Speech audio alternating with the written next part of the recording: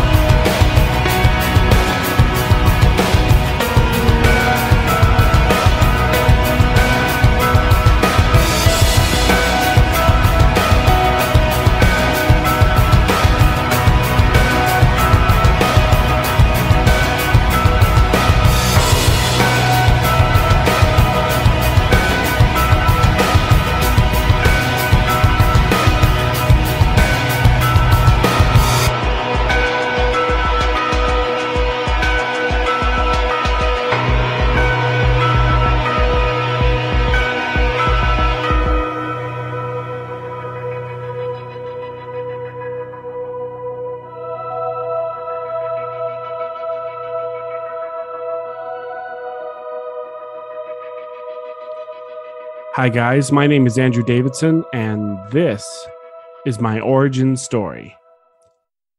To begin, how to start? Okay, winter 2009. I find myself in a relationship with a sandy, blonde-haired woman who is educated, incredibly attractive, chatty, and a voracious reader. We were a young couple, both figuratively and literally, that did not get a chance to hang out and do things together very often. Without going into too much personal detail, my girlfriend at the time of our relationship struggled with a myriad of health conditions such as chronic migraines, fatigue, and fibromyalgia. These conditions are intense and beyond her control. Unfortunately, and I place no ill will on this woman, these conditions, they factor into our relationship. Being either too tired to go out like normal 20-somethings or too medicated to stay active on a consistent basis, I reached an important relationship moment, a watershed moment. We needed something fresh that we could do together without having to look presentable or be in a crowded environment, blasting loud, repetitive music that hasn't changed since the 90s. Like many out there who know of someone who suffers from serious health issues, you know that there are good days and there are bad days. Back in 2009, I reached a point where I needed something to minimize the bad days and maximize the good ones. Truth be told, I have spent the last 2 months racking my brain, dusting off the cobwebs, trying to shake free the memory or visual image or notion of how or what led me onto the path of board games. Sadly, I have no answer for you. However, I will supplement the truth with this. I think somewhere deep inside my brain, I wanted to enjoy games again. Growing up, our family had a tucked away closet in the basement that housed a myriad of board games. And as a kid, I enjoyed playing Survive, The Forbidden Bridge, Waterworks, Mealborn, and the original Stop Thief and Fireball Island. At one of our annual family reunions, my cousin brought a deluxe copy of Axis and Allies. It looked hella cool. I was interested in the deluxe military pieces and the larger than life board, but I was still on the younger side to fully grasp the game. I remember two of my cousins sitting on the floor at an oversized end table playing Axis and Allies. Now, if memory serves, I think they played that game on and off and on, of course, throughout 2 days of our reunion, 2 whole days. Looking back, I don't remember who won or even if they finished, but I remember the name of the game, Axis and Allies, with the cool pieces and the larger than life board. Okay, jump back to 2009. And the first vivid memory I have is watching a YouTube video series where the host taught, in fine detail, I might add, every rule, every phase, every card, every possible action to a game called Arkham Horror. I watched the video series over and over. Here was a cooperative horror game with lots of cool pieces and, you guessed it, a larger than life board. After a week of watching the same video series over and over, trying to grasp the complicated rules, every game was complicated to me back then, I hopped on eBay and I ordered a used copy of Arkham Horror, the board game, second edition. In 2009, it was the only edition. Now, my girlfriend and I took to the game like a moth to a flame. At this point in my life, I was living with another individual. Our apartment, well, it didn't have much of a table, so my girlfriend and I spent hours and hours playing Arkham Horror in my room on the floor. One standout moment is New Year's Eve 2009. My girlfriend and I were scheduled to make an appearance at my sister and her husband's place for some light, New Year's Eve festivities. We played a game of Arkham Horror until the point where we literally absolutely had to leave to fulfill our promise to my sister. So we, for lack of better phrase, put our game on pause. Now, I don't remember the events of the night, but what I do remember is my girlfriend and I could not wait to bail on the festivities and return to our ongoing game, still set up on the floor of my room with the door closed so that the cat wouldn't come in and goof anything up. And we did just that. By 12:03, just 3 minutes into the new year, we were bundled up and on our way back to my apartment. That night, we played and played and played until 8 a.m. before crashing for a little bit. A few hours later, upon awakening, we began playing again. We spent all of New Year's Day, 2010, playing Arkham Horror together, loving every minute of the time we shared together, seated cross-legged on the floor of my bedroom, working together, engaging in a board game. Well, sadly, a few months after the events of New Year's Day, we went our separate ways. I still hear from my ex-girlfriend once in a blue moon.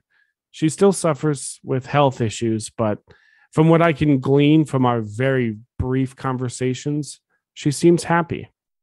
She lives out on the West Coast and has been happily involved with some guy for almost a decade or something like that. We went our separate ways, but the board game remained. Well, not literally. Unfortunately, upon the ending of our relationship, I owed her a small fraction of money, and we delineated terms that she would take our copy of Arkham Horror as repayment. Okay, fine, no worries. In fact, I was happy to see her part with it. Naturally, within a month, I saved a bit of my money and purchased another copy for me and whoever I find walking down the road of life to play. In 2010, I found myself, single and in desperate need of some gamer friends. I began hanging out with a few guys that like to play Dungeons and Dragons, which is a role playing game I have a bit of history with from my youth. In the coming years, I would go on to dabble in such games as Magic the Gathering, Game of Thrones, the living card game, Dominion, Munchkin, Lord of the Rings, the living card game, and various traditional role playing games. Some of the first games I purchased as a hobby gamer, other than Arkham Horror, of course, were King of Tokyo, Betrayal at House on the Hill, Pandemic, and Ticket to Ride. For me, games are didactic. They teach us something about ourselves. Now, this may not be an overt lesson, a sort of one and done, but if you play enough games on a somewhat consistent basis, you will, I guarantee, learn something about yourself. I guarantee it. Well-designed board games give its players strategy and choice, but not the illusion of autonomy. What you do, the decisions you make in a game will change the outcome. This form of consequentialism can be traced back to how your brain works. Are you impulsive and play the card for 10 guaranteed points right now? Or are you prudent and hold on to the card for a potential chance at 20 points at the end of the game?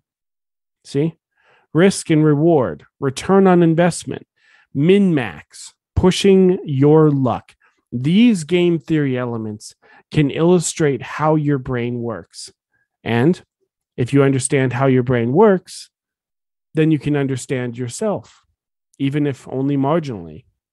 Also, games are a form of entertainment, sure, but they also increase bonds and create shared experiences. The most significant gaming experience I've had in the past few years is playing through the entire trilogy of Pandemic Legacy with my best friend Shanine. We looked forward to the next time we gathered, which was frequent, to play Pandemic Legacy. For us, it was a form of escapism, a way to forget about the problems of life and constant stress I had at my job. We bonded during that time, and we had a board game as the focal point, leading the way. I'll never forget those memories. Never. In a fast-paced world where technology allows interactions away from the table, board games remain a vital part of my life as a form of escaping the real world, strengthening or procuring new bonds, and, moreover, understanding myself. Oh, and by the way, I still am an Arkham Horror whore. From Elder Sign to Eldritch Horror to probably one of my favorite games of all time, Arkham Horror, the living card game, I have dedicated my life to purchasing any game related to the Arkham Horror universe. Why? Maybe it's because I enjoy thematic cooperative games. Maybe it's because I'm a huge fan. Or maybe it's because I'm searching for that Proustian moment where playing Arkham Horror brings me back to being happy and in love, to all those hours playing on my bedroom floor. Maybe I'm still trying to relive and remember my younger days. But as Stephen King once said, what looks backwards must look forwards. Because the future is kind of like the past, but with the lights turned up bright. So for now, I'm looking forward to my future experiences in gaming and the moments they'll create. Moments that will last a lifetime.